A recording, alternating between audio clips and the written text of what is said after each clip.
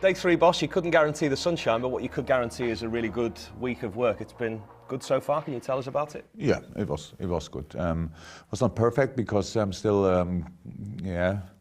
Gini didn't train yet. That's of course not cool after the very intense game for him. So he had a little dip, but we'll start today. So that's good then. That's but actually so far the only bad news, or not so good news. All the rest was good. We could train hard. We will train hard. We cannot always do only the tactical stuff and move a bit left, move a bit right. You have to mix it up, and you have to create situations like they are in a game. And how we see it here, this is now finally our little preparation for the rest of the season. You've used this place before, haven't you, Marbella? And you've utilised these summer camps almost when you have the chance throughout your time at Liverpool. Why do you feel they are so useful to you? In the moment when you enter the plane, actually, it's a different focus. That's how it is. We are really often together, and I think a lot of people would say, okay, we are really often together, so why you go and then even come to a place where you are always together? But it's about that. The boys do different things together. I don't have to think about, or the coaches as well have not to think about how do they spend the time between the sessions, or what do they do if the afternoon is off or stuff like that. Here we control everything, which is nice. The boys like it as well. It's not that we don't do it 3 weeks or whatever. We do it 4 days. That's not long, but it's immediately like a little push for all the things we have to do during a week, and so I like it a lot. It feels a little bit like a hideaway, doesn't it? We've not really seen any other people while we've been here as well. Has that been a deliberate thing? Because the focus has been so intense, hasn't it? The talk about the title race. Well, we don't really hide. It's just we cannot. You don't come here and then you make this part more intense and say, come on, everybody who wants to come in the hotel can come in and let's have a little talk. And we want to sign an autograph as much as we can do that. A few people are in front of the hotel. I think meanwhile all of them have their signature. One couple came from Costa Rica, I think, and they said they came only because of us here. So of course they got the picture and the autograph, no problem. But it's all about preparing the football. It's not about the situation. It's not that it's absolutely okay, the situation with the title race, however you want to call that, that people ask about it and stuff like that. That's completely normal. It's better they ask about it than they don't ask about it, because that would mean we are not involved. So that's all good news. But here we don't have to think about it. Also, was a chance for your coaching staff to be together as well. They went out for a meal last night, but you didn't go. Was there a reason for that? I'm #1 party crasher in the world, probably. That means there are a few others, obviously, but I'm in the top 10. So it means when I'm around, then nobody can have a good party and have a good night out, because I need security and all that stuff. So anyway, it was a Champions League game on television. So Pep stayed at home as well. So we watched the game, and that was good. We did what we wanted to do, and I think it was then for all of you a much better time. So it's no problem. It's not a big sacrifice, to be honest. Can I ask you about Ryan Brewster? Because there was some really nice footage that we got of you giving him a cuddle on the training ground. This long, hard road that he's been on, didn't have any time off over the summer, now involved in the sessions again.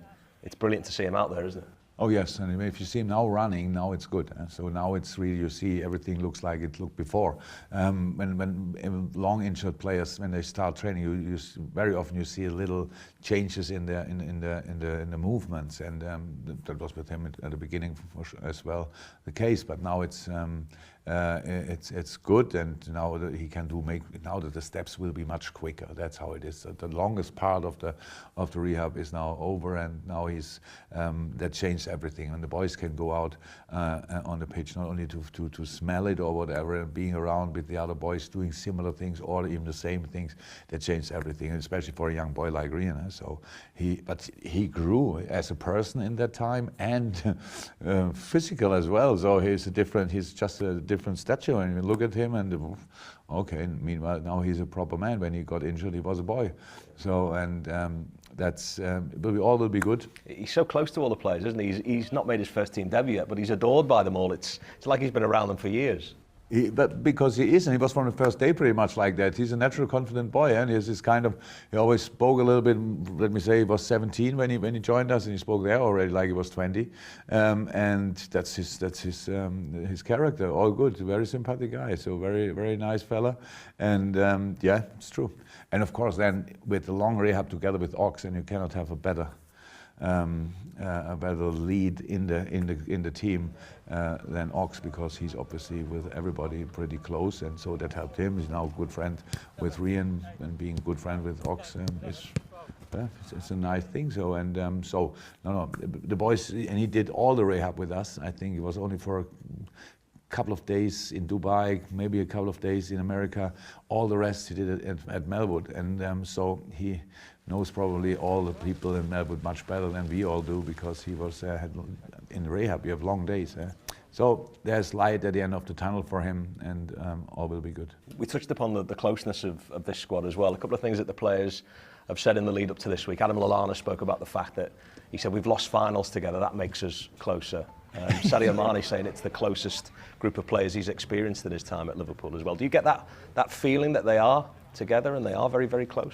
The character of these boys is the reason why we are where we are. So yeah, and we have this nice mixture of these very experienced boys, mainly from, not only but mainly from England, where like Millie, Adam, Hendo, and very young, and in between all the other guys. They all, yeah, it's easy. They're all likable. It's really easy that they have a good understanding, and so.